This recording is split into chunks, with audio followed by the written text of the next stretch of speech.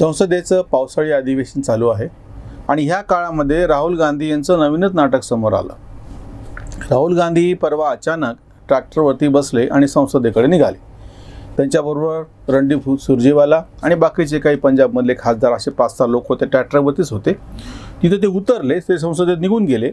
त्या पूर्ण परिसरामध्ये 144 कलम लागू आहे, ट्रॅक्टरला बंदी आहे। पोलिसांनी मग ते ट्रॅक्टर जप्त केलं, त्याची नोंदणी नाही, अवैधरित्या ते ट्रॅक्टर आहे। रणदीप सुरजेवाला आणि बाकीच्यांवरती गुन्हे दाखल झाले, त्यांनी जामीन घेण्यास नकार दिला, बाकीची नाटकं पुढे झाली। आता एक 4-5 मुद्दे या निमित्तानं समोर येतात जे अतिशय गंभीर आहेत। राहुल गांधी वारंवार अशा पद्धतीनं काही एक हास्यास्पद म्हणा किंवा पोरकट चाळे करतात कशासाठी?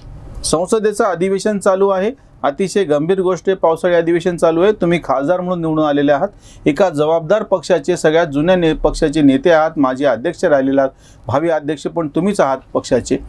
अशा परिस्थितीमध्ये तुम्ही वैचारिक पातळीवरती प्रत्यक्ष संसदेमध्ये याच्यावरती मुद्दे मांडू शकत होता। सगळे खासदार, फक्त राहुल गांधीच नाही, सगळे विरोधी पक्षांचे खासदार विशेष करून यांना अधिवेशन चालू असताना प्रत्यक्ष संसदेमध्ये त्या निमित्तानं चर्चा घडवून आणणे ही जास्त मोठी संधी आहे। वैचारिक पातळी आणि संसद त्यासाठीच आहे। तुम्हाला 135 करोड जनतेने निवडून दिलेलं आहे, कशासाठी? तर त्यांच्या वतीनं तुम्ही तिथे बोलावं म्हणून। रस्त्यावर उतरून आंदोलन करायची खासदारांसाठीची ही वेळ नाही। कृषी आंदोलन गेल्या 8 महिन्यापासून ते करतच आहेत, वेगवेगळ्या पक्ष संघटना रस्त्यावरची आंदोलनं करतच असतात। संसदेचं अधिवेशन चालू आहे आणि खासदारांची जबाबदारी आहे की त्यांनी आता हे रस्त्यावरचं आंदोलन किंवा असले काही पोरकट चाळे न करता प्रत्यक्ष संसदेमध्येच मुद्दे उपस्थित करावे।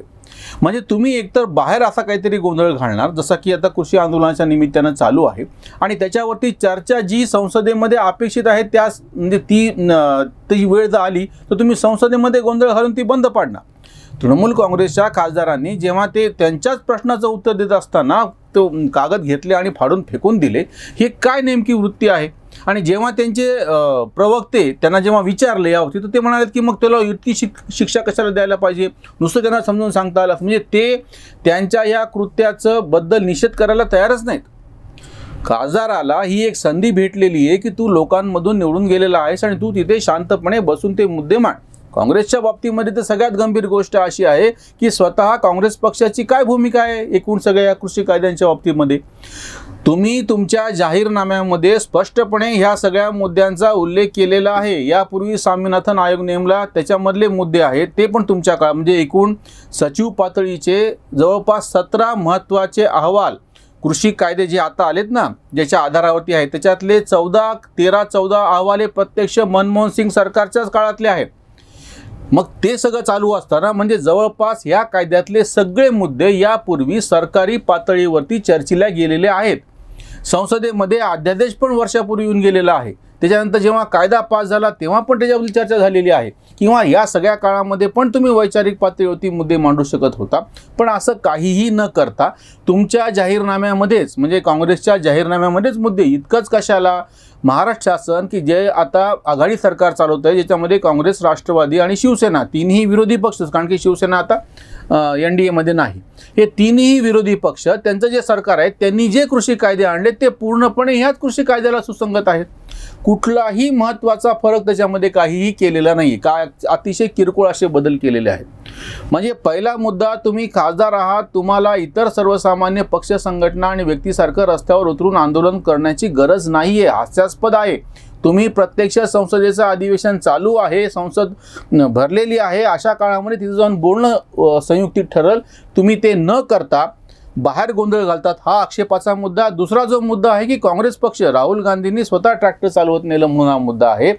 काँग्रेसने यापूर्वी त्यांच्या जाहीरनाम्यामध्ये हे सगळे मुद्दे घेतलेले आहेत। काँग्रेसचं जिथं ज्या ठिकाणी सरकार आहे त्या पंजाबमध्ये, राजस्थानमध्ये, छत्तीसगडमध्ये, महाराष्ट्रामध्ये वेगवेगळ्या ठिकाणी तुम्ही याच कायद्यांना पोषक कमी जास्त असेच कायदे किंवा असेच नियम बनवलेले आहेत, त्या ठिकाणी ते चालू आहेत। आणि हे सगळं बाजूला ठेवून बरं विरोधी पक्षांचंही एक इतकं ढोंग आहे की केरळमध्ये मुळात कृषी उत्पन्न बाजार समितीच नाही। हे जे राकेश टिकेत वारंवार बोंब करायलेत, मंडी खतम होगी, प्रत्यक्षामध्ये मंडी म्हणजे कृषी उत्पन्न बाजार समित्या चालूच आहेत। आपण यापूर्वी पण त्याच्यावरती चर्चा केली आणि जिथे नाही त्या केरळमध्ये त्याच्यावरती ते बोलायला तयार नाही, जिथे विरोधी पक्षाचं सरकार पूर्वी पण होतं आणि आताही डावे पक्ष तिथे निवडून आलेले आहेत। म्हणजे राकेश टिकेतनी यापूर्वी आरोप असा केलेला होता की विरोधी पक्ष आमचं काही मांडत नाही संसदेमध्ये. त्याला कुठलंही उत्तर राहुल गांधींनी दिलं नाही आणि संसदेमध्ये मांडण्याच्या ऐवजी परत बाहेर एक ड्रामा केला. आतमध्ये प्रत्यक्षामध्ये या संदर्भात काही झालेलं नाही. आजही विरोधी पक्षांनी ह्या ज्या सगळ्या कृषी कायद्यांच्या बाबतीमध्ये त्यांनी ज्या भूमिका यापूर्वी घेतलेल्या लेखी स्वरूपातल्या, तोंडी तर कोण काय बोलायला लागले आणि प्रवक्ते काय बोलायले सगळा धिंगाणा करून टाकलेला आहे. आणि वारंवार तेच मुद्दे की ज्यांना कुठलाही आधार नाही ते उभं केले जातात, ते बाजूला ठेवू आपण. पण प्रत्यक्षामध्ये हे सगळे म्हणजे अगदी अरविंद केजरीवाल यांचा आम आदमी पक्षसुद्धा की जेव्हा त्यांनी एक म्हणजे किमान हमी किंमत द्यायची होती दिल्लीला आणि जेव्हा मंड्या चालू करायच्या होत्या, एप्रिलमधली गोष्ट आहे, जेव्हा यांनी सरकारी म्हणजे त्याच्यामधून खरेदीला बंदी घातली तर फूड कॉर्पोरेशन ऑफ इंडियाने सरळ खरेदीची तयारी दाखवली आणि तेव्हा यांनी हे सगळे कायदे आम्ही आमच्याकडे लागू करू म्हणून सांगून टाकलं. नंतर म्हणजे बोलताना बाकी काय केलं ती गोष्ट वेगळी. सगळ्या विरोधी पक्षांची ह्या मुद्द्यावरती कोंडी अशी होऊन बसलेली आहे की कृषी आंदोलक त्यांच्याकडून ज्या पद्धतीची अपेक्षा करतात तसे ते पूर्ण करू शकत नाहीत, कारण की ह्यांनी यांच्या राज्यामध्ये प्रत्यक्षात केंद्राच्या कृषी कायद्याप्रमाणेच सगळं काही केलेलं आहे आणि फक्त बोलताना मात्र असं बोलतायत, बोलताना फक्त विरोध करतायत. अजून एक गंभीर मुद्दा या निमित्तानं समोर येतो की संसद तुम्हाला चालूच द्यायची नाहीये. खरं तर ही एक भूमिका सत्ताधाऱ्यांच्या सोयीची असते. चर्चाच झाली नाही आणि कुठल्याही कारणानं तहकूब करावं लागलं तर बाकीची जे काही विधेयक आहेत ते तातडीनं कसे बसे मंजूर करून घेणं सोपं जातं. म्हणजे चर्चा होऊ न देणं ही एका अर्थाने सरकारची सोय असते. म्हणजे मग तुम्ही सरकार धार्जिनेच वागायला लागलात ना. सध्याचे जे सत्ताधारी आहेत कुठल्याही सत्ताधाऱ्याला चर्चा न करता एखादी गोष्ट आपण आणलेलं विधेयक, आपण आणलेले अध्यादेश मंजूर होणार असतील तर हवंच आहे ना. तुमच्याकडं जे प्रत्यक्ष हत्यार आहे ते तुम्ही बाजूला ठेवलं चर्चेचं आणि त्याच्याऐवजी तुम्ही धिंगाणा घालतात की जो धिंगाणा सोयीस्कर आहे समोरच्या पक्षाचा. आणि बाहेर येऊन तुम्ही असं म्हणता राहुल गांधी इतका खोटारडेपणा करतात की बात ही नहीं करने देते, संसद में मुझे बोलने नहीं देते. राहुल गांधींना रोखलेलं तुम्ही कधीही पहा. जे कोणी थोडंफार राज्यसभा आणि लोकसभेचं जे कामकाज चालतं त्याचे जर तुम्ही फुटेज बघत असाल तर तुम्ही कुठले जुनं तपासून पहा. अगदी 7 वर्षापूर्वीचं म्हणजे 2014 पासून मोदी सत्तेवर आले किंवा त्याच्या आधीचं पण पहा, तेव्हा त्यांचं सरकार होतं. राहुल गांधी ज्या पक्षाचे सर्वेसर्वा आहेत त्याच काँग्रेसचं सरकार होतं. त्या सगळ्या 2004 ते 14 या 10 वर्षाच्या कालखंडात ते किती बोलले? 14 पासून तुम्हाला बोलू देत नाही म्हणतात. तुम्ही असा एखादा प्रसंग सांगा ना की राहुल गांधींनी, बरं हे सगळं किनी एका नियमाप्रमाणे ठरतं. कुठल्याही पक्षाच्या खासदाराला त्याच्या किती संख्या आहे त्या प्रमाणामध्ये बोलण्यासाठी वेळ देता येतो. विरोधी पक्ष नेहमीच अशा वेळी आपल्या सगळ्यांचा वेळ एकत्र करून जो कोणी त्यांच्यामध्ये चांगली मांडणी करू शकतो त्या विषयावरची सरकार विरोधी, त्याला तो आपला वेळ बहाल करतात. मी ज्या शेतकरी संघटनेचा बिल लावतो त्याचे नेते शरद जोशी हे स्वतंत्र भारत पक्षाचे खासदार होते राज्यसभेमध्ये. ते एकटेच होते, त्यांना फारसा वेळ स्वतःला भेटायचा नाही. पण बाकीचे विरोधी पक्ष तेव्हा UPAच्या काळामध्ये आपला वेळ शरद जोशींना द्यायचे आणि शरद जोशी त्याचा वापर करून त्यांना जे काही मुद्दे शेतीविषयक आणि बाकीच्या प्रश्नावर मांडायचे होते ते मांडायचे. याच पद्धतीनं आता ही संसदेमध्ये म्हणजे आपण लोकसभेचं आणि राज्यसभा सुद्धा 150च्या जवळपास खासदार पूर्णपणे या भाजप सरकारच्या विरोधात म्हणता येईल अशी संख्या 150ची आहे. या सगळ्या खासदारांचा वेळ एकत्र करून जे कोणी बोलू इच्छिणारे त्याच्याची तुम्ही त्याची यादी तयार करून पक्ष कुठलाही असो विरोधातला त्याला तुम्ही समोर करू शकता. हेच पद्धत तुम्ही राज्यसभेमध्ये पण करू शकता. पण हे न करता प्रत्यक्षामध्ये जेव्हा जेव्हा कुठल्याही विधेयकावरती चर्चा होते तेव्हा कुठलेही चांगले महत्त्वाचे अतिशय प्रतिभावंत असे मुद्दे उपस्थित जर करणार असतील, यापूर्वी पण भारतामध्ये असं घडलेलं आहे. सुरुवातीच्या पहिले 4-5 निवडणुकांमध्ये सक्षम विरोधी पक्ष म्हणजे संख्येच्या दृष्टीनं नव्हता, त्यांची संख्या अतिशय थोडी होती. राम मनोहर लोहिया असो, बॅरिस्टर नाथ पै असो, अटल बिहारी वाजपेयी असो, हे सगळे ह्यांचे 5-5, 10-10, 15-20 पण खासदार यांच्या पाठीचे नसायचे. पण ह्यांना बाकीचे विरोधी पक्ष किंवा अपक्ष सगळे म्हणून वेळ द्यायचे आणि हे कमी संख्येनं असून सुद्धा अतिशय प्रभावी असे मुद्दे मांडायचे. तेव्हा अगदी ज्याला आज तक्रार केली जाते ना की विरोधी पक्ष नेत्यासाठी जितकी संख्या पाहिजे तेवढी पण नाही, ही पहिले 5 वर्षसुद्धा नव्हती. 52, 57, 62, 67, 71 हे पहिले 5 निवडणुका विरोधी पक्ष अधिकृतरित्या म्हणावा विरोधी पक्ष नेता इतकी पण संख्या नसायची. पण जे काही मोजके विरोधकचे प्रतिभावंत असे नेते होते ते महत्त्वाचे मुद्दे उपस्थित करायचे आणि संसद तर सोडा सगळा देश त्याच्याकडे लक्ष द्यायचं. आज उलटी परिस्थिती आहे.